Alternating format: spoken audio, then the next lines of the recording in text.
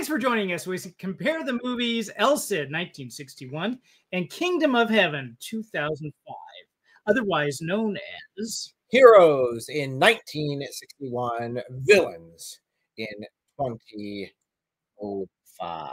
My name is John Newton, science fiction author, and I'm joined today by Eric from Your Brother in Christ. Before we get started, if you enjoy this type of movie, these swashbuckling, medieval type of movies, you might enjoy the book The Healing Stone by some author I kind of sort of know somewhere. And the link for this is in the description of this video below. By the way, this helps keep this stream going and this whole channel going. So that's your participation in that is appreciated. Over the last few weeks, we've reviewed the book Defenders of the West, the Christian heroes who stood against Islam by Raymond Ibrahim. We started with the concept of a just war doctrine and discussed the Christian ethical framework for warfare. Is there even such a thing? Are there rules for warfare in terms of Christians fighting? The code is more what you call guidelines than actual rules. Yeah, more like guidelines. So we started with that concept, and then we looked into a 1,000-year war, the unspoken, kind of forgotten 1,000-year war. Actually, it's more than 1,000 years if you look at the whole history of it that's going on today. Yeah, then this set the stage for these defenders of the West by delving into the historical conflict between Islam and the West. And it was not the West who drew first, but Islam with this concept of jihad as a driving force behind Islamic expansion. Then we explored the historical figures. We're starting to explore because we're not done. We're still in process of doing it. There's 8 of them all together. We started to explore the historical figures who resisted Islamic invasions, emphasizing primary sources and countering modern revisionism. The first one we looked at was Godfrey of Bouillon. Like Godfrey of Bouillon, the humble crusader who led the charge to liberate Jerusalem, but refused then, after it was liberated, to be called. Now, again, these are not all perfect men. These are not all perfect situations. There's give and take, like any part of history. We want to look at the good, bad, and ugly. We don't want to gloss over anything that's not right. That's the way we started with the just war theory behind everything, and then building up from there. And so when we look at these guys, we also want to take an honest view of where their mistakes, where their sins, where they went too far on something, where they didn't go far enough, whatever the deal is.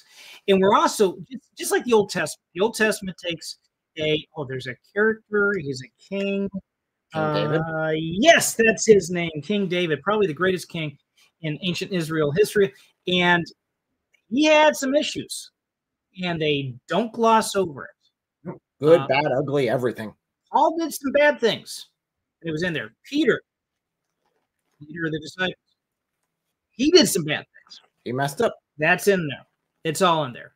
So God takes us with our flaws, and if we're repentant, stand before him with the blood of Jesus, it's all washed away. So that's cool. It's taken care of. So then last week, we looked at El Cid, the legendary warrior of medieval Spain. He defied the Almoravid Empire during the Reconquista. And the next defender is Richard the Lionheart, which we'll talk about the end, because we'll be doing him next week. Before we get into this story, we're going to take a detour of out of the book, out of doing each one. We were going to do Richard the Lionheart this week, but we decided, you know what? Let's just take a little bit of a look at El Cid or the Crusades from 2 different points of view. The key to these movies is that they are separated by about 50 years. And we're going to look at that and say, is there anything that's evidence of any cultural shift, or are we just missing something? And it's pretty much been the same narrative all the way through. And by the end of this live stream, hopefully we'll be able to get to that. So that's pretty obvious. Yes. Okay. But I still wanted to look at this with an open mind, try to be unbiased. No, say it's this really one, good to compare the two, though. It is. It's good to actually see, like, okay, this is what their stance was back then. This is what they're currently pushing, and can see it in real time. That's real value to it. Yeah. Yeah. And was there any? And we looked at it from several different points of view. Also looked at it from is the movie El Cid, was that historically accurate and points? And the deeper you dig, the more literary license you see that they took. But oh boy! But overall, we're looking at the tone and the message behind it for the Christian-Muslim conflict historically. What was their attitude or tone towards that? So we'll look at all of that. We'll also do a little bit of a theatrical for you, just a tiny little bit. When we review movies, there's usually a format that we do for this. We're going to really truncate it because there's so much to cover in this live stream. I don't want to be here for 6 hours. So Also had a crazy life. He had a crazy life. Yes. Well, I'm just going to ask you how, but I don't want to get into it too much right now. Yeah, he was really just one thing that stood out with him, I believe, is that even though he was pushed back, he continued going. He was a man of action. I think he defines what man of action means. Well, he never lost a battle. That's pretty crazy. Yeah. So even with against odds. Oh yeah, outnumbered most of the time.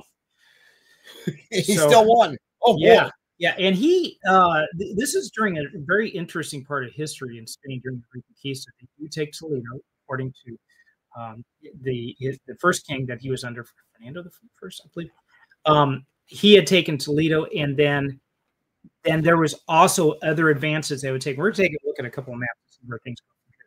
But we also took a poll. Do you think the history of Islam, the Christian-Muslim conflict, is taught fairly today? Now, we looked at this poll previously, and are you looking a little bit close to see what the changes are? See if there was any changes.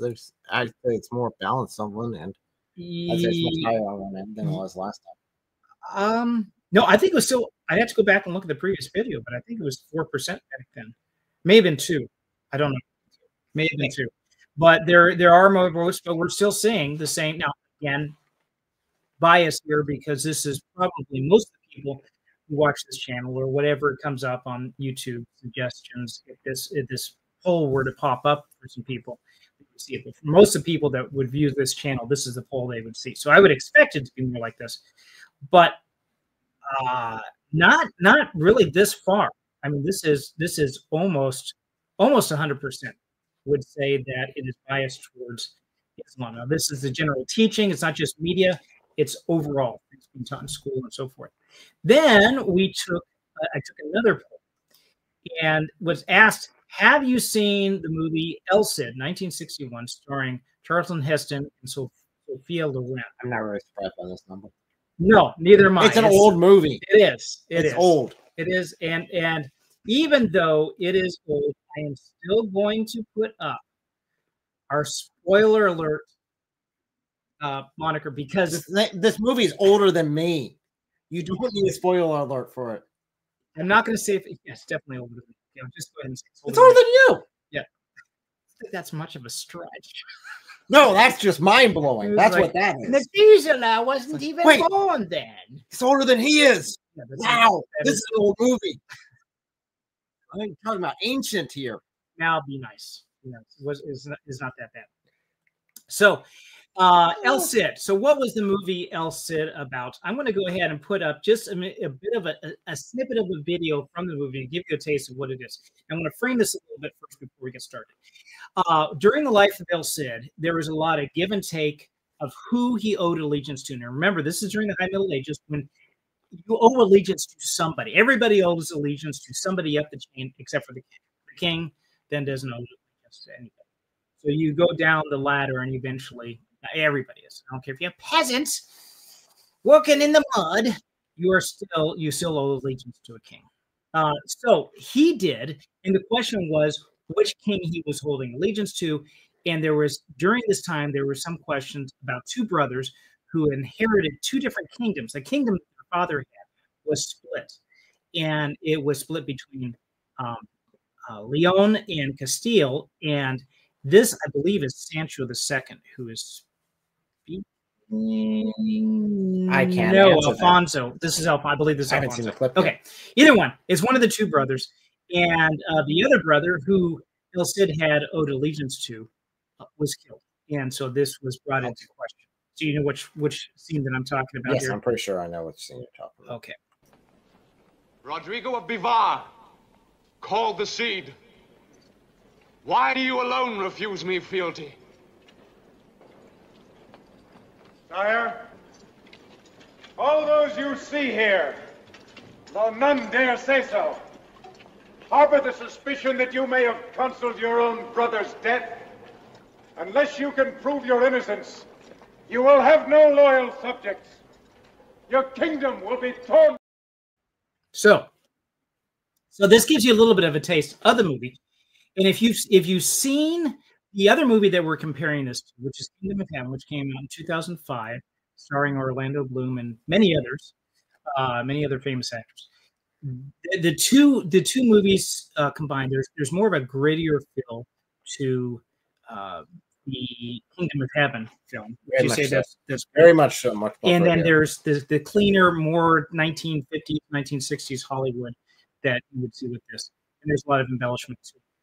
So in this 1961 film, El Cid, directed by Anthony Mann and starring Charlton Heston as Rodrigo Diaz de Bivar, who is El Cid is his nickname, is an epic historical drama set in the 11th century Reconquista, the Christian campaign to reclaim Spain from Muslim rule. While the themes in this movie, like redemption and good versus evil, are common in Christian cinema, El Cid stands out as a good versus evil. El Cid stands out for its unique blend of sacrificial honor and allegiance to principle over kingship, which resonate strongly with Christian values, but are portrayed in a way that distinguishes this film from typical epics. These themes rooted on Rodrigo's actions in the film's narrative, reflect a nuanced approach to faith, honor, and moral integrity in a divided world. And we do have the spoiler alert up, so we can show whatever we want in here. And if you have not seen this movie, which 90% of you haven't, might be worth it. But it's a little slow. Yes. Just be aware. It is so slow in comparison to what we have now. Now again, back then, its pacing was correct for the audience it was looking at. Nowadays, not so much, because we're much more high impact, high, fast, action, CGI, flashy everywhere. I'm looking for the runtime on here. I don't see it, but it was well over 2 hours. I think it was over 3 hours, if memory It might have serves. been. It was 3 hours. I think 3 hours 9 minutes. Yeah. Okay.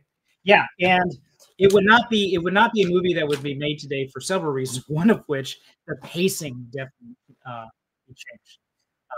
So, how would you compare this then, if you were just to rate this movie just real quickly, because part of this is a review of the movie itself? How would you rate it? Comparing this, rating it, the pacing is just so painfully slow. We were looking at the clock saying, is it done yet? Is it done yet? So I watched it with my wife and she's like, how long is this exactly? How long are we? We're only halfway. Wow. So yeah. The pacing is slow. Keep that in mind. In spite of that, I'd say from the Islamic point of view, it definitely gets Islam correct. There's basically three groups. You have the Christians, you have the local Moors that are there, which are more secular than anything else. And then you have the Muslims who are coming in from Africa. Those are the ones who are keeping to Islam. I would have liked to have seen that pulled out a little bit more, but they still got the intent right. So I'm not going to ding it for that. I'd say it's probably like a 6. I'd say 6 out of 10. 6 out of 10. Even though it was slow. Even though it was slow, I really do enjoy actually seeing the history stuff. Yeah, they got a lot of history wrong, but at least they got that right. Yeah. Those would be the other dings. Yeah, and in a way it was refreshing because you do see do see that part, Islam being put in more of a better historical context than what it is today. And again, today we're going to take a quick look at Kingdom of Heaven, which we did a review on previously, but now we're just comparing the two to say what shifts are. And to be honest with this too, this is not a very good representation of the shift, any kind of shift in Hollywood in their dealing with Islam, because we're just looking at two movies. If we were to do this analysis well, we'd have to look at all movies that deal with Islam, either directly or ancillary, is just a little bit on the side, and not just movies, anything that's streaming, anything that's... We've done quite a bit of the recent stuff, not so much the old stuff. Yeah. And the recent stuff definitely has a slant. Yeah. I think it's fair to say that without analyzing everything, but I just want to say that up front, that's part of... You have to categorize everything, and some of this is somewhat subjective, but it's clear. If you look at these two movies, there is a clear distinction and bias between the two. There are clear villains and there are clear heroes in both, actually. Just this one has Christians as being the because. All where in the other one, the Kingdom of Heaven, all the Muslim characters that were in there were good. And the Christians were the ones with the majority bad. I mean, you could argue for a couple of them, but most of them, if not all of them, were bad in one way or the other. They weren't showing Christian ideals at all. Correct. It's very thin, very few and far between. You could just like you're picking at rice with tweezers, trying to find those individual parts. That's it. Where they came in. The Cid in this movie definitely showed Christian ideals. Yes, he did. Even especially at the very beginning, the opening. So why did one of the things that I thought that worked out pretty well with the theatrics of this movie is, at first I thought some of the locations that they were filming was in Southern California. I grew up in Southern California, and there's a lot of filming early on in cinema history. A lot of filming that was done in the Chatsworth area. The Lone Ranger, you had the mountainous region behind him. Chatsworth has these large metamorphic rocks, so they're boulders basically that are stacked up in the hills as you go up the hills towards Chatsworth. So there was a lot of filming there. I thought, oh, that looks like Chatsworth, but I looked it up, and most of the filming, like 90%, was done on location in Spain, and the castles, the entire layout. So a lot of it, I didn't realize this region that they were filming in looks a lot like Southern California in some cases, except there's a little bit more water in places. No, so this was actually recorded in Spain on location. So these would have been some of the locations, according to the history of El Cid, they would have gone through. So that adds a bit of coolness in my book, at least. Yeah, there's some authenticity. The extras they had were all Spanish, bringing them all in. I'm guessing all the horses were Spanish horses also, because I'm a Spanish, you know, sure, why not? maybe they brought a couple over on a boat for the filming, but they're going to look to reduce costs. So looking at the chat here, Thomas Hall said 3 hours slow pacing. That's why they had intermissions back then. Yes. They should bring them back. That was definitely needed for well, intermissions could have definitely been in a place for this one. I think there's something more for thoughtfulness, and not as much of an emotional. I don't know. There's in the battles, the fight scenes they had, the sword fights seemed to drag on a little bit too. They were definitely not realistic. They were definitely very showy fights. You can tell the actors were just trying to hit each other's swords most of the time. It's like, dude, he's wide open. Just take it. Just take. Oh no, you're just hitting the sword. Yes, please. Yes, I'm banging swords. It almost reminded me of the last scene, Obi-Wan Kenobi versus Darth Vader in A New Hope, the first Star Wars movie that came out. So with just like, you know, slow, the last I left you, or the master, you know, all that kind of stuff that was going on. There's a little bit of dialogue, but not a whole lot. I prefer how YouTube channel. Yeah, remade. That's what I was going to compare it to. That was so much better. So I don't know if you've seen. I should probably put a link in the description, but somebody, fan, or I'm not sure who exactly it was, redid that one with all Vader's powers that kind of accumulated over the next few. Well, that and how the first 3 movies in chronological order, so episode 1, 2, 3, how it portrayed using the lightsabers, because beforehand they were using it as if they were like hugely weighted bats or something like that. That's not how they use it in the prequel series. They use it more as light things that then they can do flips and swirlies and all this fun stuff. So a more advanced one would have been, I think, a more advanced one would have shown a movie that was made for today would have shown something more like what you were just talking about. Yes, more interesting there. Okay. Instead of 2 geriatric old men whacking each other with sticks. That's what it looked like. It looked like 2 men, old men, just One didn't I'll even get have you. Okay, so the Christian Sodium channel said the word seed, borrowed from the dialectical Arabic word Sayyidi, or Sidi, is which means Lord or Master. Yes, they had respect for him in his position. He was honored by both his the nobility didn't care for him a whole lot because there's a lot of infighting that was going on the Christian side, but there was his own men really dedicated themselves to him. They loved him, and even the enemy respected him for his work. But he also, in Valencia, and I think Saragossa also, he was a commander, and there was Muslims that were under him, so he got the name based on the Arabic word. I heard it was pronounced CD. So good call.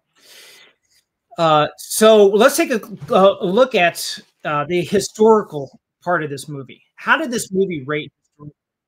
The first question that comes up is, why did El Cid work with the Muslims 1 minute and fight against them in the next? It looks like this guy just, he's out for hire, just the highest bidder. He doesn't have many morals. It's just money. He's just greedy. It was more secularized Islam that was fine with coexistence, that was fine with Christians being there. That's the ones he worked with. The ones he didn't work with at all, and it's definitely shown in the movie as well, are the radical ones who are coming in from Africa. Those are the ones he refused to work with. Correct. So the answer is found in the word Muslim. Say, how did he worked with Muslims one time, he fought against them another. This guy just can't figure out which side he's on. And there were 2 types, like you said, at the time. There were the liberal and worldly. The other were fanatical, keeping to the tenets of Islam. So I am going to bring up the first map, as long as I can find it. This is, okay, the first one is when Islam took over. Why am I not showing? There we go. All right. Okay. When Islam took over Spain, when the Umayyad Caliphate took over Spain, it came across in 711 across the Straits of Gibraltar and swept up, and you can see how far they went. They got up to the mountains, and it was too treacherous in the mountains up there. Nothing really worth their time, so they just left the guys up there, and that's where Asturias was born, the kingdom, and they pushed back from there, and also Charles Martel over in the Pyrenees Mountains into Spain. So that was the first group that had taken, and they held power. They were committed. They were fundamentalist Muslims. They held to the Quran and the Hadiths, and they pillaged, burned, and went through and took the land, right? And then they realized they actually had to rule, which, guess what? Islam doesn't do too good at that part. Yeah. And what happens when they just sit there and start ruling? Yeah. Well, that's what happened next. What's that? The fragmentized. Yeah. So when the Umayyad Caliphate fell, it broke up into what they call Taifa kingdoms. And you can see that in the green here. You can also see the Christian kingdoms. Then it advanced in Leon, Castilla, Castilla and Navarra and Aragon were the kingdoms up north. And those change over time. They split and they morph back and forth. But you can see how much land still the Taifa kingdoms own. Toledo is in their hands. Okay. Solidly. And what? Then that didn't last because during that time, the Taifa kingdoms, the king of Castile has come down and taken Toledo area, and Valencia also fell in their hands. Zaragoza was kind of borderland, and it had gone back and forth between the two. And I'm going to show you an animated map that shows the pushback here. Slow pushback, pushback, pushback. Okay, so we're getting in and we end pretty much around the time of El Cid is when it stops there, because you have the Taifa kingdoms. So that's a little bit of framework for it. But then something happened with the Taifa kingdoms. There was a guy who, well, let's back it up a little bit. There was a quote from Al-Mutamid bin Abad, and he said, when he saw that was happening here, the Christian kingdoms were basically coming down and making these guys pay a tax because they would conquer them and say, okay, you guys can live here and do your thing, but you owe us a tax. And he said, I have no desire to be branded by my descendants as the man who delivered Al-Andalus as prey to the infidels. I am loath to have my name cursed in every Muslim pulpit. And for my part, I would rather be a camel driver in Africa than a swineherd in Castile. Now, he was the third and last ruler of the Taifa of Seville in Al-Andalus. Al-Andalus is Muslim Spain. Well, what happened to him? Surely he was killed by the Christians brutally, right? Well, his son said, Dad, I'm not sure about this. You say you want to bring this guy from Africa that's preaching on the street corners, and he's basically created this little kingdom down there, and it's growing, and you want to bring him up here to take. He says, I want to get rid of my taxes. I don't want to have these infidels rule over me. I don't want to be a swineherd. Well, that happened. And you had the, let me see if I do have it here. Don't I know what Umayyad? Huh? The Umayyad? No, that's already gone. Oh, no. No, the Almoravid. Almoravid. So Yusuf bin Tashfin, he's the leader of the Almoravid Empire. These guys were basically ISIS. And this is during El Cid, so I'm framing the whole story of El Cid that's happening here, and then we'll compare the movie or what the movie was talking about to the Kingdom of Heaven. Okay, so we're setting the frame for it here. He said, the prophet has commanded us to rule the world, where in all your land of Spain is the glory of Allah. Now he's addressing this. He's addressing the Taifa kings that had their little kingdoms up there. Mm-hmm. They had become worldly. They were no longer following the Quran. They were no longer following the Hadiths. They were no longer following the Muhammad. It just a name only. And they had their singing women. Basically, they were acting like singing women, dancing women, hijabs, optional. Optional. And this is they were basically acting like sultans of the ultimate. What empire is that? Ottoman. Thank you. I was saying Ultimate Empire. The Ottoman Empire. The Ultimate Empire. So this guy was fanatic, and these guys are bringing them in and said, "Hey, come on, take care of these." That's the same thing that happened in 7-11. They were inviting these guys in to take care of their adversaries, and once invited in, they tend to stay. And he said, "The prophet commanded us to rule the world. Where in all of Spain is the glory of Allah? When men speak of you, they speak of poets, music makers, doctors, scientists. Where are your warriors? You dare to call yourselves son of the prophet? You have become women." I think it's actually quoted in the movie at the beginning. It is. El Cid. Yes. Correctly quoted by the guy. Burn your books, he said. Make warriors of your poets. Let your doctors invent new poisons for our arrows.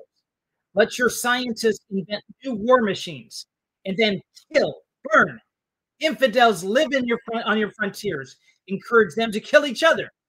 And when they are weak and torn, I will sweep up from Africa.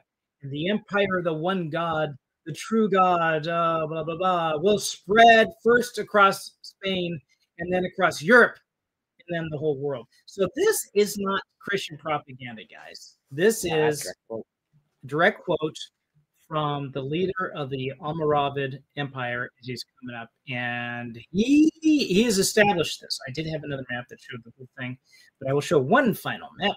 And that is out of my book. This is the different kingdoms here that you had in the top. And this happened in 1200. This map would have existed. So you see some more territory like people had pushed through and so forth. But you still have this Almoravid Empire, and it extends down deeper into Africa. It's more on the west coast. And so when finally in 1492, when they were vanquished, when Granada fell, who was left? Well, they were still in northern Africa. And came another group, the Pirates of Soleil. And the first fight that our Navy had here, the U.S. Navy, as an independent nation, so not during the Revolutionary War, but the first fight we had afterwards was against the Pirates of Soleil. So, yep, from the shores of Tripoli and onward. So, now here's a question.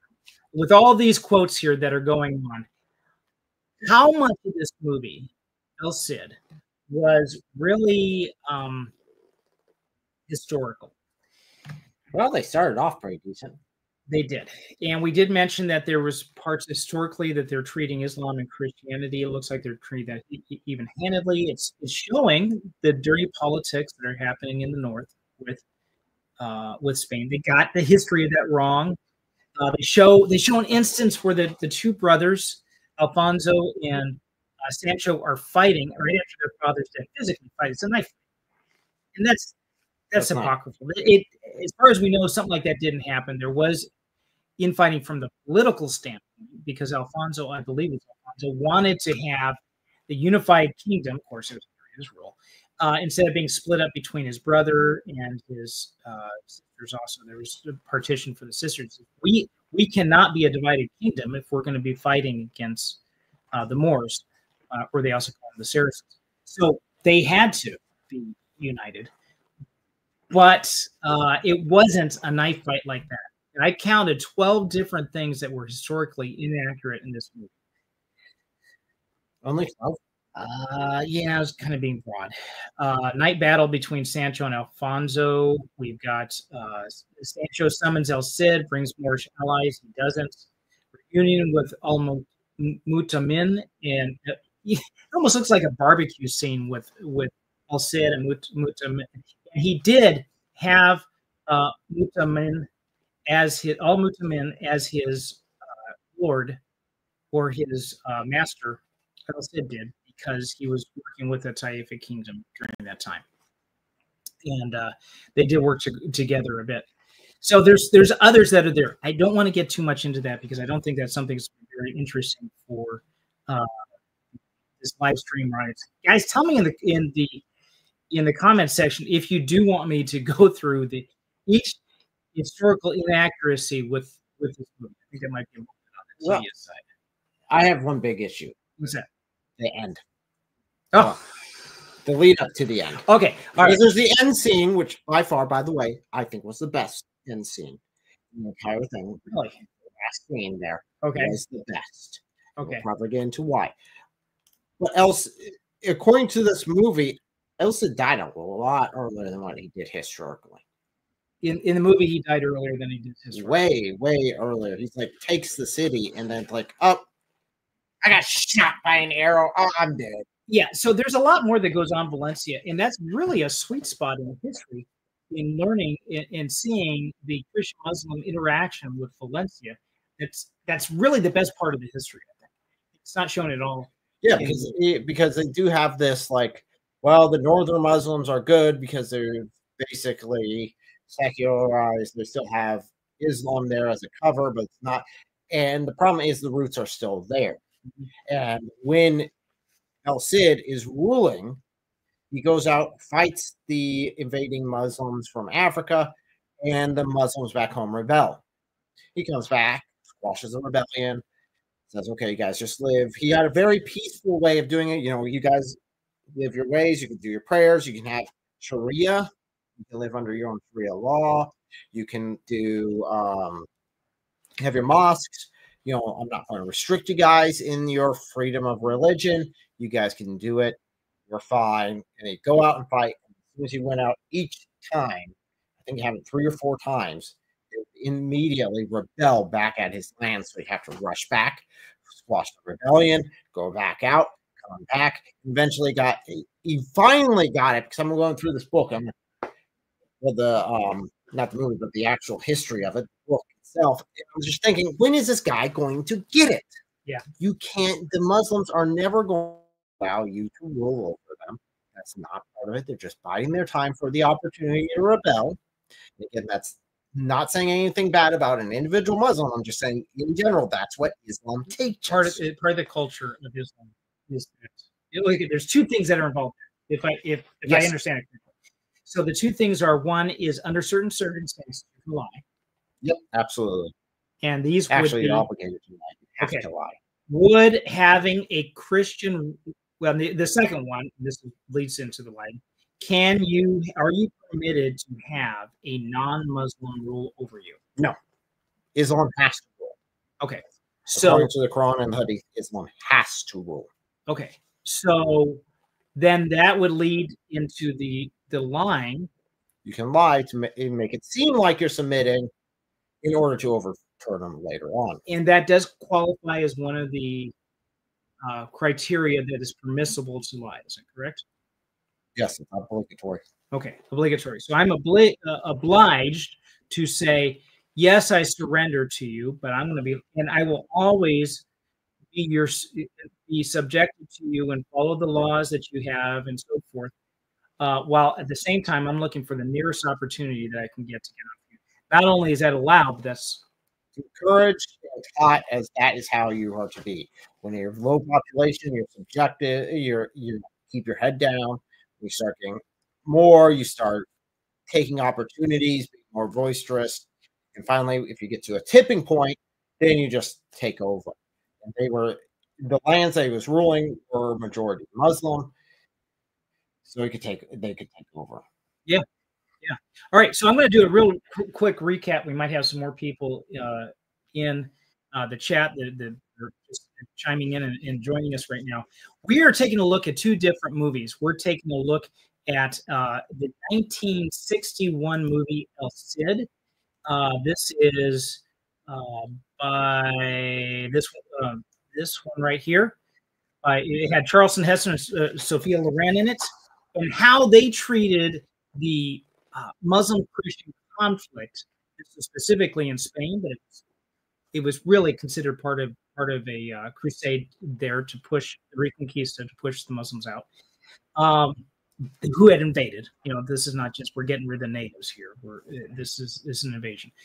And then comparing that to Kingdom of Heaven, the 2005 movie starring Orlando Bloom, comparing those 2 in that. So we're setting the stage and saying, what was this movie about? How did they characterize it? And then from there, we will take a look at doing the comparison between the 2. And there's some interesting things that come out of this too. So when you say that this was an interesting part of El Cid's life, his career, we talked about this last time when we reviewed El Cid, is his conflict in Valencia. How to rule over Valencia, how to do it in a way that he would find acceptable. He wants to do it as soft-handed as possible, but eventually he learns that, no, you cannot trust the Muslims. You got to, even then, he was still very nice, because there have been times that the Christians, native Christians in the area, had rebelled against Muslims, and the Muslim rulers just came in and wiped them all out. Yeah, we're not talking about individuals necessarily, but as a group, it's the culture, the philosophy, that which is taught in the Quran or the Hadith saying you are obligated to lie. If it helps Islam, you are obligated. You are not allowed to have a Christian ruler and so forth. This is the map again. Where it was Valencia. You can see it is on the coast of the Mediterranean, and he is. It's such a possibility. He just walks down. He takes his army down there and takes a city in the middle of Muslim land. Yeah. So middle Muslim land. Yeah. So, but the problem is when he needed help from Alfonso, King Alfonso of Castile, King Alfonso refused because he had felt Slighted by Rodrigo. Rodrigo was not submitting to him fully enough.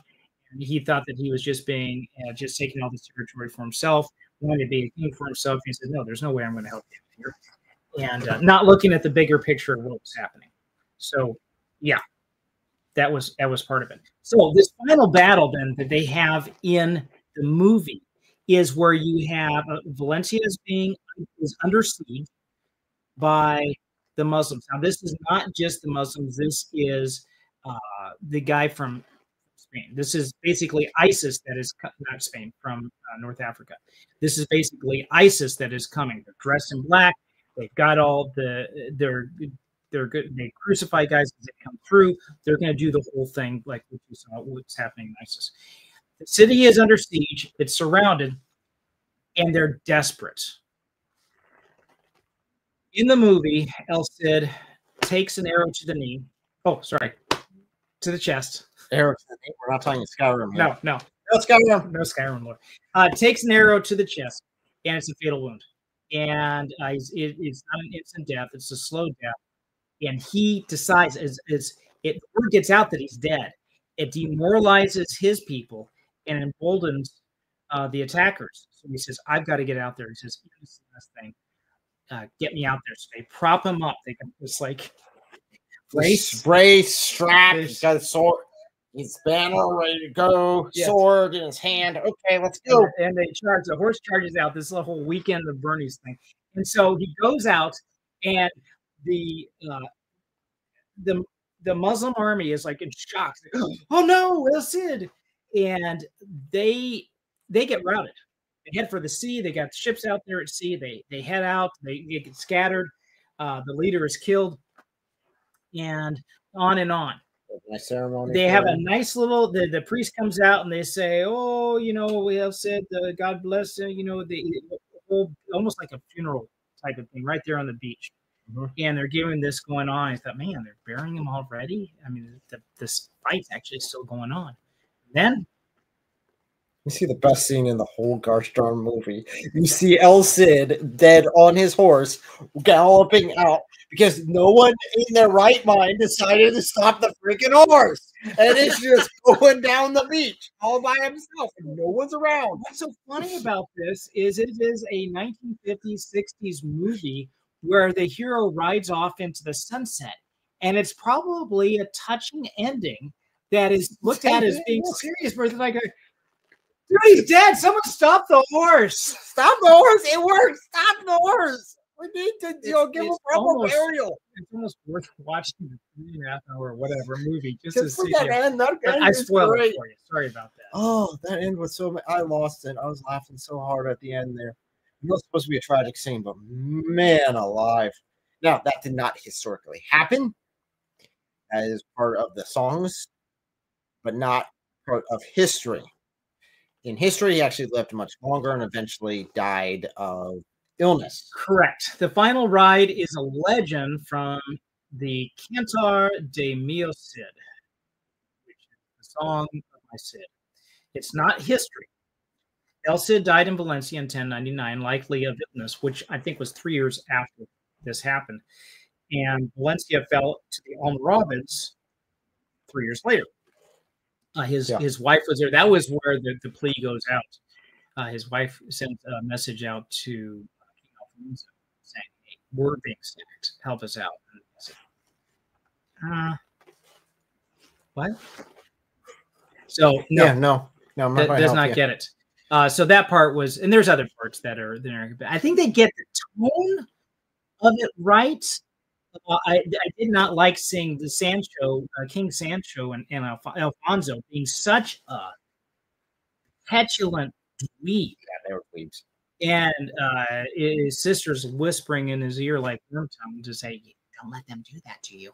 And he would just go ahead and do that. I think that was not represented well in the movie. That it's not accurate at all. I'm going to put up a couple more comments here. This is from Thomas Hawley. Said, "I get the need to tell a good story. I get the need to tell a good story in a couple hours. It's a rare thing for Hollywood's new or old to be historically accurate." Yes. Sure. I do not look to Hollywood as accuracy. I was wondering while I was watching that. Okay, so we're at like the 3-hour mark. And we're just getting to the siege. We're just getting to where he's taking the city. Okay. There's many more years ahead. Yeah. What's going on? And then it's like, oh, they're just going to kill him off early. Okay. You're right. I wouldn't look at this as being historically accurate. Unfortunately, it does get kind of put into our zeitgeist or our background thinking of what the world was like. I think the only historically accurate movie I saw was done in 3 seconds, 3 different movies, was Lord of the Rings. That was a real accurate depiction of Middle Earth, 100%. Balrog was a little shorter than the actual, but everything else was spot on. I think they did. Yeah, real quick, the arrow in the shoulder thing. Yes, that kind of reminded me of Richard Lionheart, how he passed away. That was similar to how he passed away in actual historical. And so I don't know if they kind of merged those two to say that he has got this sort of noble death, the same as Richard had up there. We're going to go ahead and fill in the blank here, but yeah, not really. Yeah, kind of mixing things a little bit.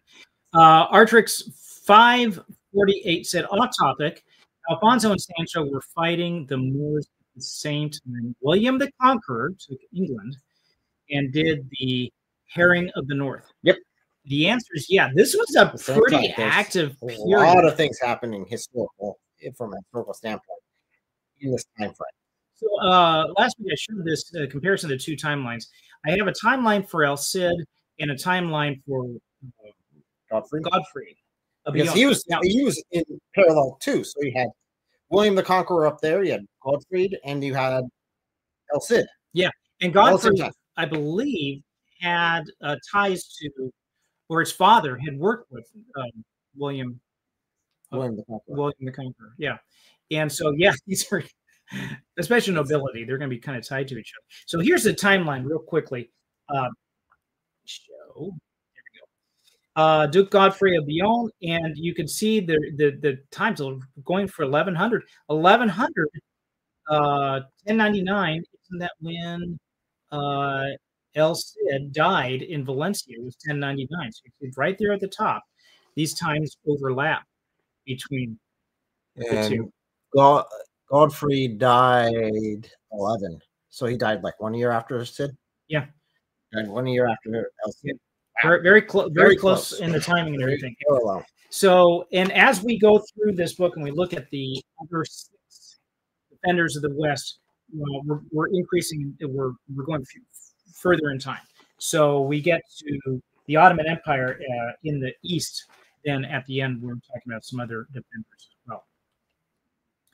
So for the historical part, El Cid 1961 mixes historical accuracy with dramatic invention. The whole romance they had with he and his wife and everything was that. Shows his 2 daughters, but it doesn't show his son. And his son is what had demoralized him there at the end, the death of his son, who also fought in battle too. So that was not in there. Much later on, when El Cid's like 55, his son dies in battle, and that drives him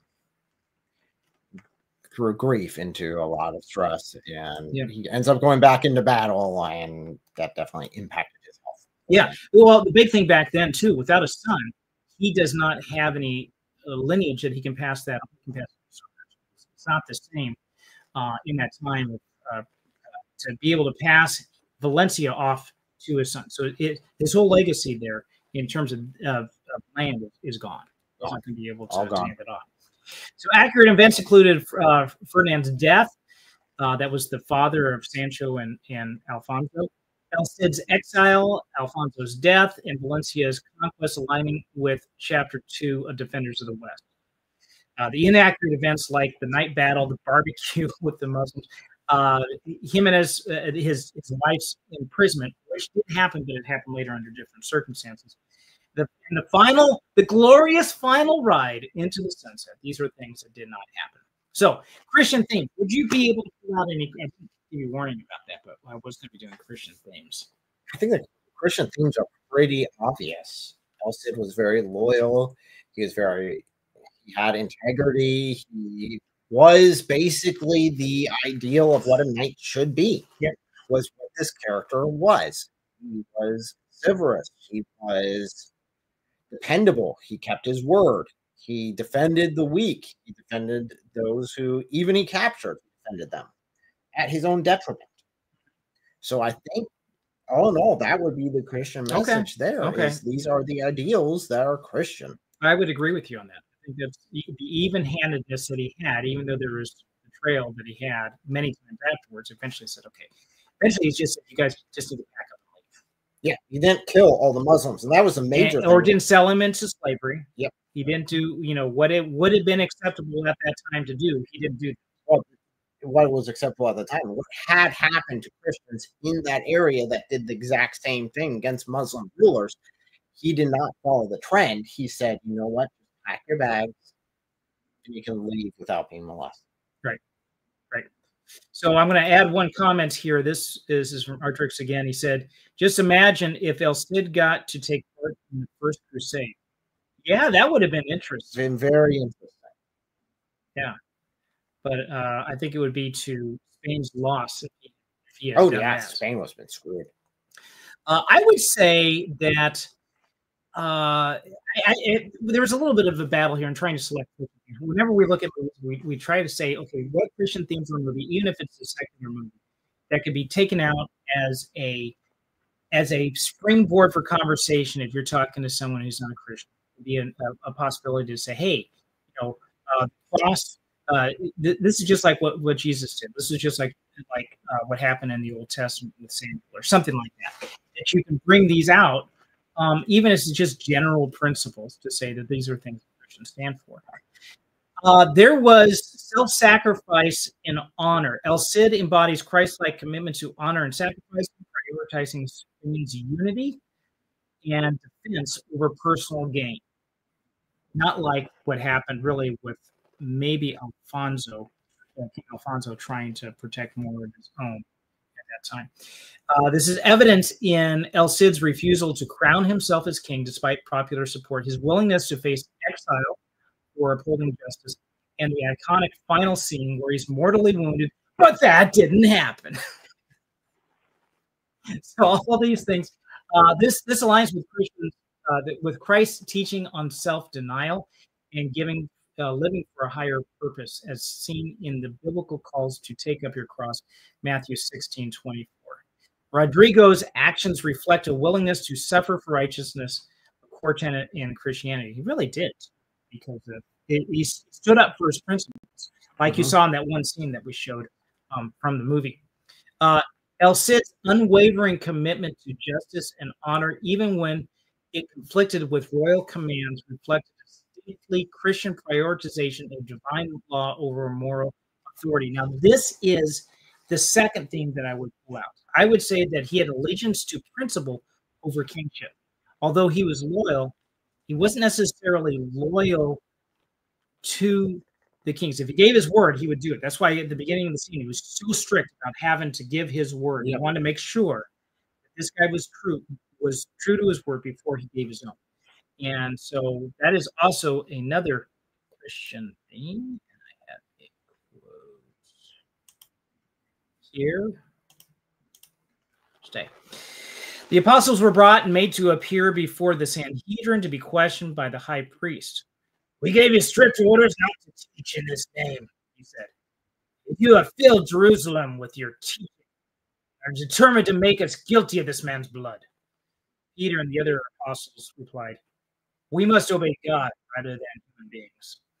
This is out of Acts 5, 27 and 29. So in that regard, there is a higher calling to our standing, and not just to give allegiance to kings. There are principles, kingdom principles that are above that. Earthly kings. So now, the fun stuff.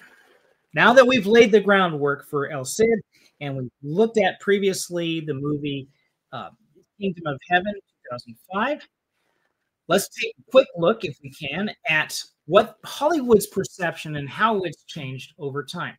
El Cid, 1961, The Crusade as noble and moral struggle. Crusades in El Cid, or that crusade, or the Reconquista, was considered a moral struggle, where in Kingdom of Heaven, it was looked at as being immoral. How? Take a closer look. The Reconquista is portrayed as righteous and necessary war in defense of Christian civilization against invading Muslim fanaticism. The antagonist, Ben Yusuf, is a jihadi, fanatical, expansionist, and cruel. El Cid's military actions are presented as just, driven by honor, duty, and God-given mission to unify and protect Spain. The moral tone is idealistic. Virtue wins. The hero sacrifices himself for the greater good, and faith in God is a guiding light. Dun, dun, dun. Would you say the same about Kingdom of Heaven? Absolutely not. So nope. That is a travesty. Yeah. Okay. So sorry, Orlando Bloom. Don't want to take beat down your video or your movie that you did. Yes. You don't want to, but I do. I think it's a piece of crap. The Crusaders in this movie are depicted as morally complex, corrupt, and often motivated by political ambition, greed, and religious hypocrisy. Now, how could there be religious hypocrisy there?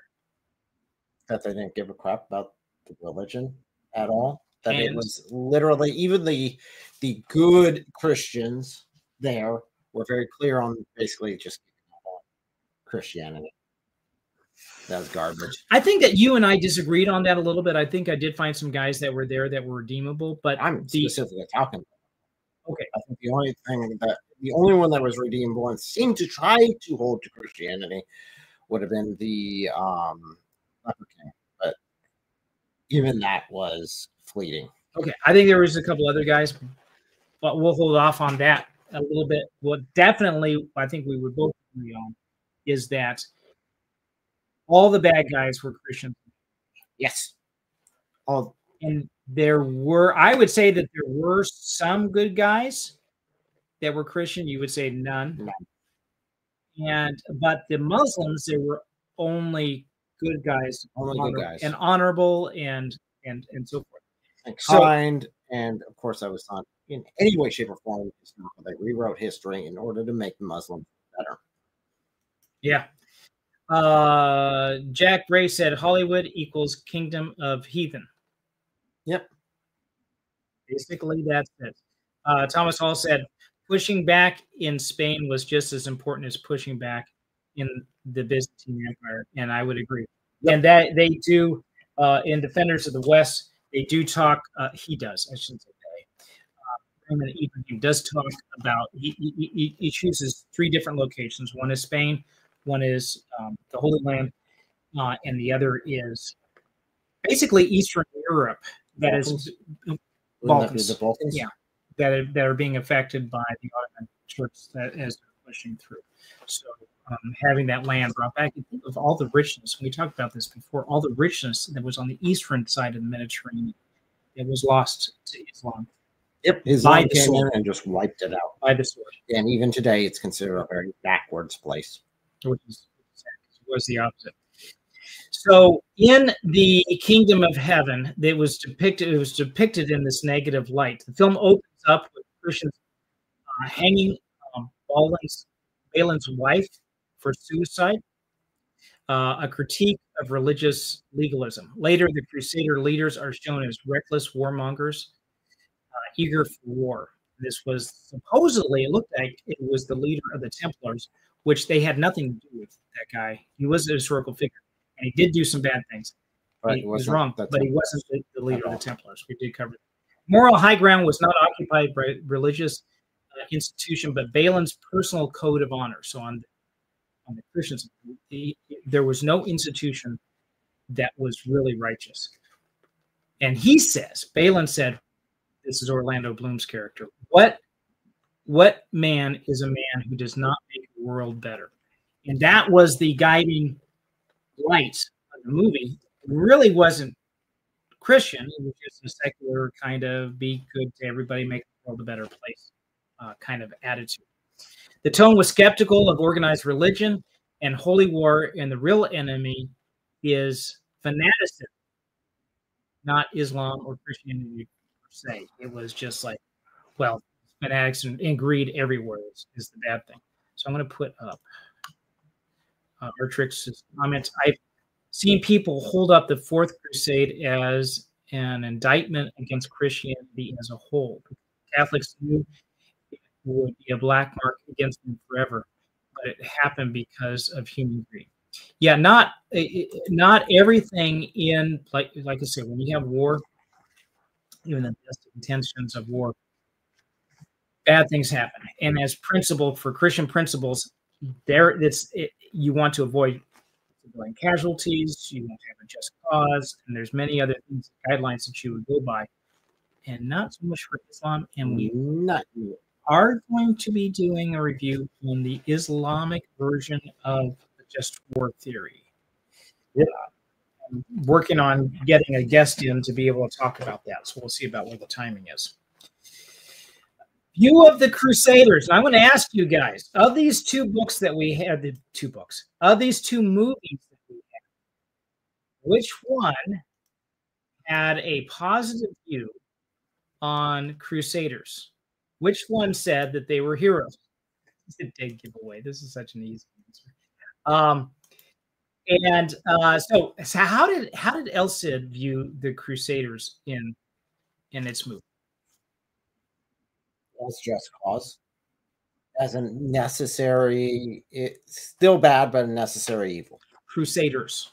Oh, Crusaders. Crusaders. As righteous people who are trying just to defend themselves, and even some of the Muslims against the radical Islam, which is just Islam at its fundamental core, coming in and invading and taking over. So the Christian knights were noble and sacrificial, especially El Cid himself. He fights to protect, not to conquer. While flawed individuals exist, such as King Alfonso, the overall image of Christian warriors is honorable. The Crusader is depicted as a Christ-like figure, strong, humble, just, and merciful. And these were it's supposed to be the picture of what a knight was supposed to be. The whole idea of chivalry was a way to curb them in to say, guys got to be good. These are guidelines that you're going by. How about Kingdom of Heaven? How did they view Crusaders? Evil, greedy, corrupt, hypocritical, secular, bloodthirsty, arrogant, monsters. Especially Guy de Legion and the Templars, or the leader of the Templars. So they looked like they were all bound together. And Guy was made king there. He was a historical figure. He was king, but Balin, the hero, is the skeptic. That's your best you got. Is a skeptic who doesn't believe in Christianity at all, who's given up on Christianity. He's the one who is the most good on that side.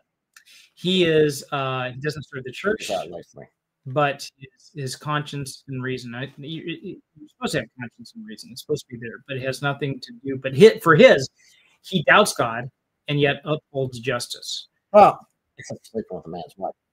Throw that one out. Yeah, that's true. Anything that gave him what he wanted, he kind of just justified. And he's an atheist. In that light, the Crusaders were often showed as morally compromised, interested in land, power, or vengeance more than spiritual ideals. They were that way. How about the view of Muslims in these two movies? Well, secular Muslims in El Cid seem to be nice. Again, I would have rather seen that Islam itself is still a corruption, no matter how right you dab into it. Gangrene is still bad, no matter how little it is. But I'm not talking about the people, right? no, the I'm individual talking about people. Islam, the ideology. The ideology. Itself. Yes, it is cancerous, undoubtedly. And it infects people. I was just having a conversation with a Muslim earlier today. It kills your brain cells and makes you very blind to what is very plainly in front of you. You cannot critically think about the Quran or the Hadith in any way, shape, or form. So you can even look at the history of Spain with this. You have the Umayyad dynasty that was fanatical, right? When I say fanatical, they go by what the fans of the Quran, the Hadith, Muhammad, the whole thing, Sharia law. We're going to do this, right? Yep. And if you don't stand up to this, if you don't know these ideals, we're going to kill you as well. So yep, you're an infidel. It's across the board. And then it just kind of got loose. Usually, like kingdoms rise in steel boot or iron boots and fall in silk slippers. So they had the Taifa kingdoms were the silk slipper episode, and the Almoravids came in and they did their thing. We haven't covered this part of the history because this is beyond El Cid. The Almoravids, the things just kind of faded after third generation, fourth generation, things like that. They started listening to music, rock and roll, the whole thing, smoking pot, it all happened. Not rock and roll, but yes. Maybe women. Dogs and cats living together, all that kind of stuff. So then the Almohads came in. And wiped them out. Same thing. From Africa. We're talking Berbers, right? We're not talking Islam is so cancerous even to its members, the people who follow it. Yeah. It's, in fact, I would definitely say that it is worse for the people who follow it than for the infidel. Yeah. So the Almohads came in and they were setting everybody straight, getting back to Islam as they should be. And that was when in this book, my book, The Healing Stone, that's the time that they were there, and Francisco, the main character, as well as, let's just say, time travelers are involved in this somehow. They all get involved. Not really historical. Not historical. I try to be based on history. So, little bit of literary license to that. Archer said, really, Kingdom of Heaven depicts Crusaders in the same way George R.R. Martin wants to think of all knights as a whole. Yes, and I would say his movies / books are not historically accurate either. But they really, yeah, there's that. So, how did Kingdom of Heaven treat the Muslims? They're particularly Saladin is portrayed he's like with great respect and nobility. The best guy ever. We're going to see him again next week. He comes back in another one. But yeah, he comes in. He's so nice. He's generous to the Christians. He allows all the Christians to go, even though the Christians killed some Muslims, did a mass slaughter. We'll just let the Christians go. No requirements at all, which historically did not happen at all. They had to pay a ransom. They did. If they didn't pay, then there'd be problems. Slavery and the slave markets of it might have actually been Baghdad. Quite a ways away, though. Baghdad were overflowing. Yeah. Or I think it was Damascus. Damascus makes more sense. Because the slave markets of Damascus were overflowing, so much so that basically a Christian slave could be sold for a penny. That would be the value of a Christian life in Islam. Whatever money you can get at the slave market. Yeah, Saladin was looked at as being a model of restraint and chivalry, even shown as morally superior to many Christians in the film. Now, this again is the Kingdom of Heaven. This book. Islam is not demonized. Instead, both sides are depicted as having saints. Islam is looked at as just being full of saints. Full of saints. Whole thing all the way through. They're just all. Right. So I have a comparison. We're coming to a realization of what this actually looks like with both of these films together.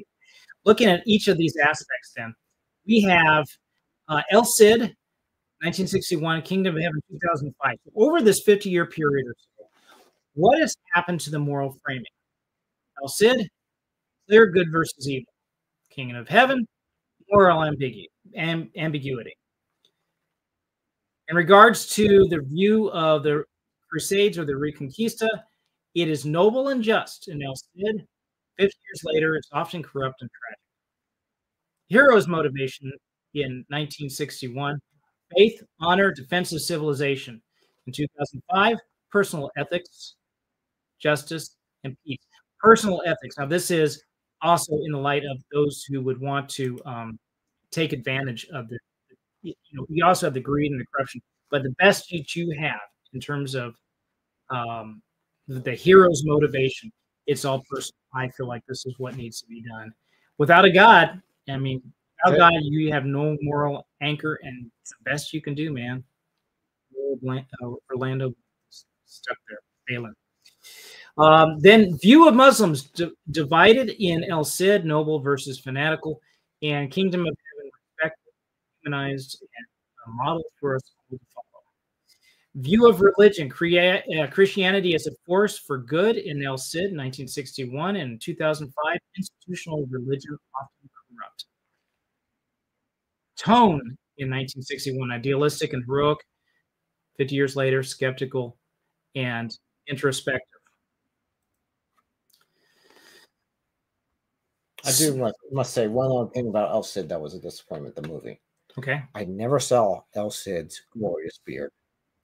Yes. He is described. I mean, if you had the picture for the thumbnail, that statue has this huge, I mean, just absolutely huge flowing beard everywhere. It is crazy how they depict him, but that's how he's described historically, is he had this thing, he would tie it up behind him and go into battle. There you go. See, look at that beard, man. Yeah. Yeah, there's even a quote about him. It's a manly beard and him lovingly taking care of it, not like this wimpy old thing that I have here. He's got a long, flowing Santa Claus style beard that's going on. ZZ Top has nothing in him. It's. I think it's beyond Santa Claus. That's beyond Santa Claus. I think it really is beyond Santa Claus. Yeah, that depends on which Santa Claus. So, 1961. Hollywood embraced a heroic narrative of Christian warriors defending the woods, reflecting, this is my speculation here, reflecting a Cold War ideologies of moral clarity and anti-totalitarianism. There was that division there. They were fighting. It was the historical context in which that movie was made. And also closer to a time when the West, America, followed Christ. You have most people going to church at the time, things like that. And the opening scene of El Cid is really great, where he basically, El Cid takes this cross by this burnt church, takes it on his shoulder for this priest, and bears it over to his horse so they can transport it out, as the church has been destroyed by Muslims. In 2005, Hollywood reflects post 9/11 tensions with an emphasis on tolerance, critique of religious extremism, and moral relativism, mirroring global skepticism about holy wars and imperialism. So this is more of a movie for our times, and definitely lost its moral anchor with Christ, just floating around. And this is where we are with this, and trying to like make up and placate to Islam. So El Cid paints a world where honor and faith in Jesus Christ stand against the chaos and oppression of Islam. Christian knight rises as a savior. But in Kingdom of Heaven, the very idea of holy war is questioned. Some Crusaders are the worst of villains, and Muslims are honorable stewards. The shift from moral clarity to moral ambiguity shows how Hollywood moved from championing Crusades to vilifying them. Coming up next, we have, is this the one here? No, that was El Cid. Yeah, this one we have King of Richard the Lionheart. Toxic masculinity. Is this a reflection of toxic masculinity? Should we cast him aside and saying he was aggressive and not nice and should be shown as an example of being a bad boy, something we shouldn't do at all? So let's look at last try for the comments here, guys, before we wrap it up. Let's say here. Hold on a second. Let me see. I'm not sure if this is a repeat. Never saw G.R.R. Martin's stuff or read it. Seems underwhelming from all I've heard of. Boring. Yeah. I haven't. I've avoided it. I heard some of the junk that was in there, and I said, I want to skip it. It's not worth it. Moral Ambiguity by 1972. Jane Fonda was already visiting Hanoi. There are some of us. I would say Heston might have been against a beard as a leading man, except he had one playing Moses. More like the aesthetics of the time, beards were popular. Now, he did show up. They did show time passing in the movie. And he got a beard. He did have a beard, but it was a wimpy beard. The true El Cid's beard. Right. It wasn't long and flowing. But I did think about that, too, that he was, as a leading man, maybe he said some things as he refused to do it. Moses, though, he did have that. And not that long and flowing. No, and I think there were some other movies he was in at the time. I can't remember what they were or can't remember the lines.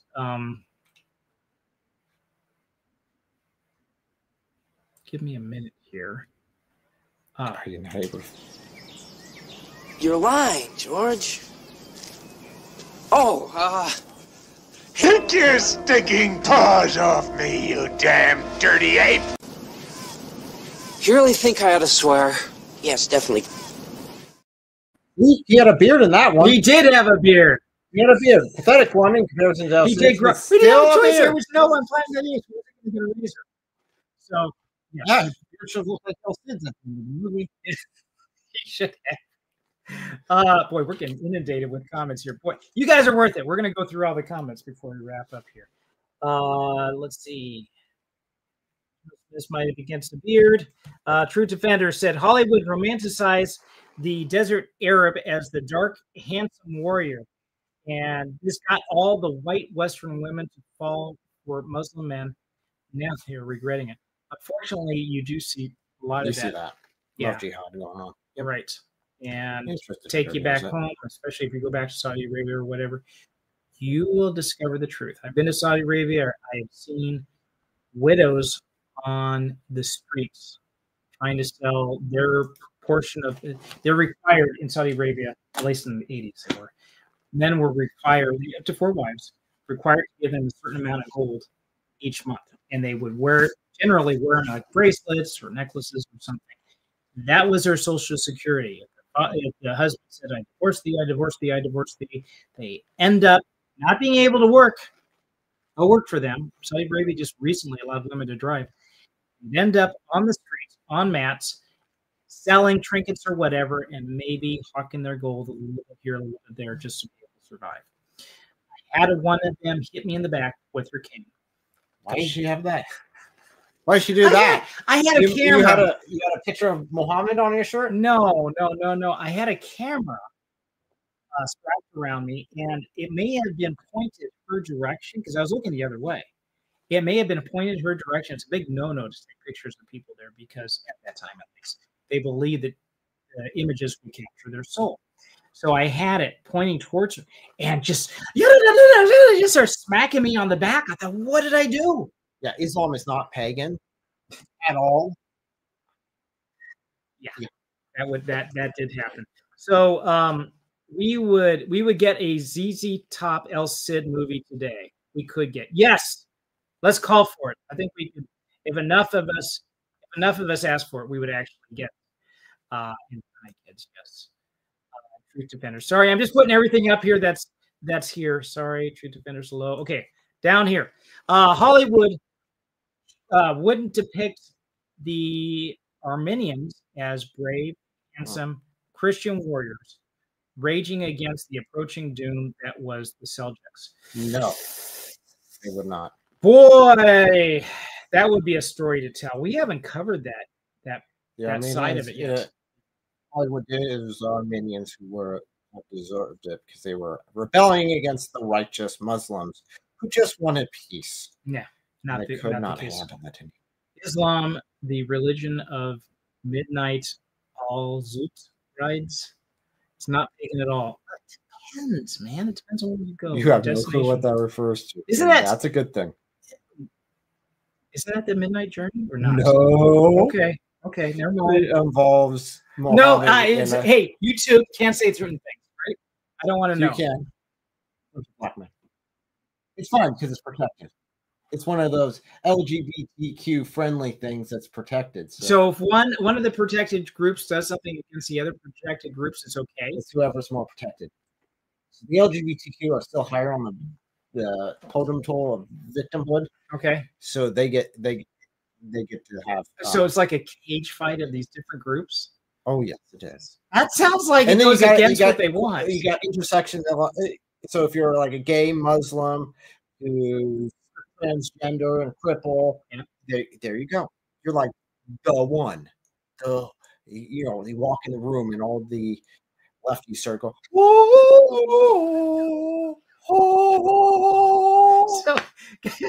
So moving on. Yeah. I gotta make it. Doesn't want.